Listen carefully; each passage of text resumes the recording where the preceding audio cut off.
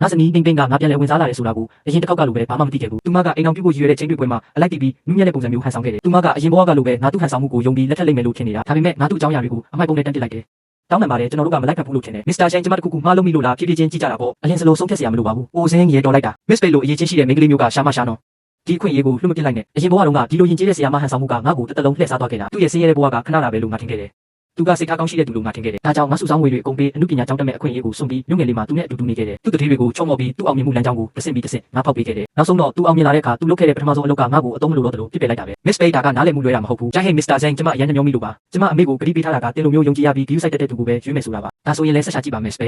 ကျွန်တော်နောက်ကိုမလိုက်ပါနဲ့တော့ရှက်စရာကောင်းတယ်အားကောင်းလိုက်တာအရာအားလုံးပြင်ဆင်ဖို့အချိန်ကျန်သေးတယ်ဟိတ်ခင်ချင်းတွေ့တာဘယ်လိုလဲအောင်းဝိုင်းပြောတာတော့မစ္စပေကတကယ်သဘောကောင်းတယ်တွေ့လိုက်ရလားအေးတွေ့လိုက်တယ်ကောင်းလိုက်တာသူကဘယ်လိုလဲအောင်းဝိုင်းပြောတယ်လို့တကယ်သဘောကောင်းလားအေးသူကအလားလာတော့ရှိတယ်ငါသိပါတယ်ဟန်ဒီခွင့်ရေးကိုလက်မလွတ်လိုက်နဲ့ယောက်ျားတစ်ယောက်အတွက်တော့သဘောကောင်းတဲ့ဇနီးနဲ့အိမ်အောင်ပြုရတာအရာအားလုံးပဲစိတ်မပူနဲ့မင်းတို့နှစ်ယောက်အတွက်ဖြစ်သွားရင်ငါသူ့ကိုမိသားစုဝင်လို့ဆက်ဆံပေးမယ်သူကအရင်ဘဝကလည်းဒီတိုင်းပဲပြောခဲ့တာပြီးတော့ငါကရောက်ခမကိုဂိူးဆိုင်လို့မောပန်းနေချိန်မှာသူကငါပေးထားတဲ့အင်ဂျီကိုဝတ်ပြီးငါဇနီးကိုတွားနှစ်သိမ့်ပေးနေကြတာငါကသူ့တေသနာအတွက်ရန်ပုံငွေရှာပေးဖို့လူတိုင်းကိုတောင်းပန်နေချိန်မှာသူကပညာရေးဆိုင်ရာဆွေးနွေးပွဲတွေမှာသူ့ရဲ့ရင်းနှီးတဲ့တငယ်ချင်းအဖြစ်တရုပ်ဆောင်နေကြတာနောက်ဆုံးမှာတော့သူကငါဇနီးရဲ့လက်ကိုကိုင်ပြီးတောင်းပန်ပါတယ်တငယ်ချင်းအချစ်ကိုထိန်းချုပ်လို့မရဘူးလို့ပြောခဲ့တယ်ချန်ဟောက်မင်းကသူ့ကိုတကယ်ကောင်းတယ်ထင်ရင်သူမင်းယူလိုက်ပါဟဲ့မင်းမာရီပြောနေတာလေငါတို့ကအရင်ကြီးဆုံးတငယ်ချင်းတွေလေငါတော့မဖြစ်နိုင်ဘူးတငယ်ချင်းအချင်းချင်းကောင်းတာတွေကိုဝင်ညကြရမှာလေဟုတ်တယ်မလားမင်းအမြဲပြောနေကြမဟုတ်လားအလုပ်ကိုစူးစမ်းပြီးမင်းပေါ်ကောင်းတဲ့မိန်းကလေးမျိုးလိုချင်တယ်ဆိုတာလေသူကမင်းလိုချင်တာအားလုံးနဲ့ကိုက်ညီတယ်ဒါပေမဲ့သူကမင်းရဲ့ချင်းတွေ့ပေါ်လေငါညင်လိုက်ပြီအဲ့ဒီလိုနဲ့ပဲသူကဘာကြီးလင်းလက်လာတယ်ဒါဆိုရင်သူအခုစိတ်ကိုဖြစ်သွားပြီပေါ့အမေရဲ့ဖုန်းနံပါတ်မင်းမရှိတယ်မလားမြန်လို့သူလိုမိန်းကလေးမျိုးကကြာစိတ်ကိုဖြစ်မနေဘူးချန်ဟောင်းတစ်ခါမှအံ့ဩသွားပြီးတိတ်တိတ်လေးပြောနေတာကိုငါမြင်အောင်နေတယ်အရင်ဘဝတုန်းကလည်းသူကဘိန်းငိမ့်ပင်ကိုအမြဲချီကျူပြီးငါ့ကိုလက်ထပ်ဖို့တွန်းအားပေးခဲ့တာပြီးတော့ငါကသူ့အတွက်လမ်းခင်းပေးလိုက်လို့ဖြစ်ခဲ့တာ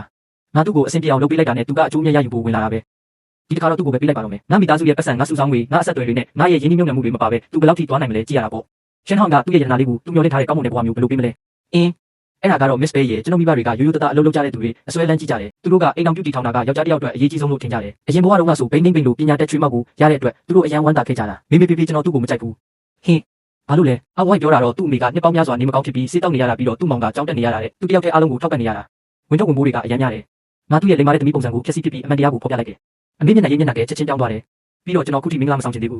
မေမေဖေဖေကျွန်တော်ပကြီးပြန်ဆွဲချင်တယ်အမှုပညာကျောင်းတက်ချင်တယ်ဒါကကျွန်တော်ရဲ့အနှစ်20ကြာအိမ်မက်တစ်ခုပါအရင်ဘဝတုန်းကငါဘိန်းနှိမ့်ပင်အတွက်နဲ့တက္ကသိုလ်တက်ခွင့်ကိုဆွတ်လွတ်ခဲ့ရတာသူကကြားရင်ငါအဆင်ပြေသွားရင်မင်းပညာရေးကိုငါထောက်ပံ့ပေးမယ်လို့ကတိပေးခဲ့တာနောက်တော့သူကမောက်ခဖြစ်လာပြီးမင်းက40နီးပါးရှိနေပြီဘာတွေလုပ်နေတာလဲအိမ်မှာပဲနေလိုက်ပါလို့ပြောခဲ့တာကောင်းပြီစာမွေးပွဲသွားဖြေပါအိမ်ကြောင်းစိတ်မပူနဲ့ဖေဖေကမိမိတက်တော့ပို့ပြီးနားလည်ပေးနိုင်တယ်မစ္စတာချန်ကျမလောလုံးမိမှန်သိပေမဲ့တစ်ခေါက်လောက်ထပ်ကြိုးစားချင်ပါတယ်နောက်နေ့မှာစာအုပ်ဆိုင်မှာစာမွေးပွဲအတွက်စာအုပ်ရှာနေတော့ပိန်နှိမ့်ပင်ကငါလမ်းကိုပိတ်လိုက်တယ်မစ္စတာကျွန်တော်ပြောပြီးသားပါသိပါတယ်ဒါပေမဲ့မင်းကျမကိုညှင်းလိုက်တာကိုအမေသိသွားတယ်တညလုံးမအိမ်နိုင်ပဲဒီမနေ့တတိလစ်သွားခဲ့တယ်အရင်ဘဝတုန်းကငါအရန်တဘောကောင်းခဲ့မိတယ်ငါသူ့အမေကိုတွားကြည့်ရင်းနဲ့သူ့မိသားစုရဲ့အတင်းအကျပ်ဖိအားပေးမှုကြောင့်သူ့ကိုလက်ထပ်ခဲ့ရတာမစ္စတာတဲ့အမေနေမကောင်းရင်ဆရာဝန်စီသွားပါကျွန်တော်စီမလာပါနဲ့ကျွန်တော်ကတခါပဲတွေ့ဘူးတဲ့သစိမ်းမှာကျွန်တော်ဆရာဝန်မဟုတ်တာကုသပေးလို့မရဘူးစီရင်ကျမကတင်သူ့ကိုတွားတွေ့စေချင်ရုံမှာသူကတင့်ကိုအရန်တဘောကြပြီးအမြဲတမ်းတင်ကြောင်းပဲပြောနေတာကျေးဇူးပြုပြီးတနာပေးပါတွားတွေ့ပေးမလားချန်ကျူဟိန်တင်ကတကယ်ပဲဒီလောက်မလုံးသားမဲ့တာလားမစ္စတာစကားကိုစင်ကြင်ပြောပါကျွန်တော်တို့မှချင်းတွေ့တာအဆင်မပြေခဲ့တာတစ်ခေါက်ပဲရှိတာပါအခုလိုလူကြားတဲ့အော်ဟစ်နေတာကျွန်တော်ကိုစိတ်နှောက်ယှက်ဖြစ်စေတယ်ကောင်းပြီလေချန်ကျူဟိန်ဒီကိစ္စကိုအမမေ့ဘူးနော်ဒါကြောက်ကြိုင်းလားသူ့အတန်ကိုငါချက်ချင်းမှတ်မိလိုက်တယ်အဲ့ဒါကဘိန်းနှိမ့်ပင်ရဲ့အမေလေးကျူပဲဒါနဲ့ငါဇနီးကိုအံ့ဩစရာလေးတစ်ခုလုပ်ပေးချင်လိုက်တာ